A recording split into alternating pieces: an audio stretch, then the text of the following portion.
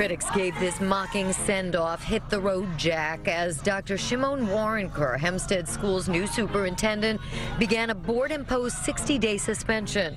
His ouster days after he posted an open letter criticizing opponents for derailing his educational and corruption-fighting efforts. In a chaotic meeting, the school board's new majority laid in. It is so disrespectful to the people that are paying your salary every month.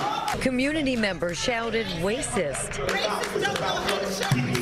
The level of disrespect, you don't hear us, couldn't care less of how we feel about anything. And they shoved the superintendent down our community's throat. The late-night vote bans Warrenker from all school facilities and places him on paid leave. The board offered no reason, but critics fault him for spending funds on master teachers and educational consulting voters didn't approve. The Harvard-trained educator with successes in violent city schools was brought in by a previous board to reform. It halts everything that we've been doing to try to make things better for our children. To let go of a superintendent 7 months into his tenure, right, in the middle of the school year, requires a drastic reason.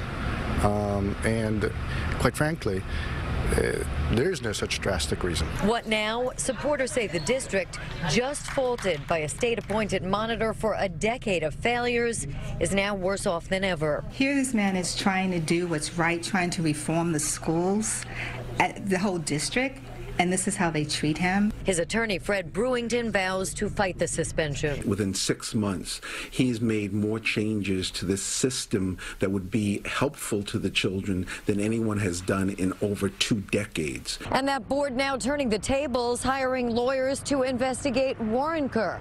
And in his absence, an assistant superintendent at the helm of a district that graduates fewer than half of its seniors. In Hempstead, Long Island, Carolyn Gusoff, CBS 2 News. And the first order of business, Warrenker's open letter to the community, has already been taken down from the district's website.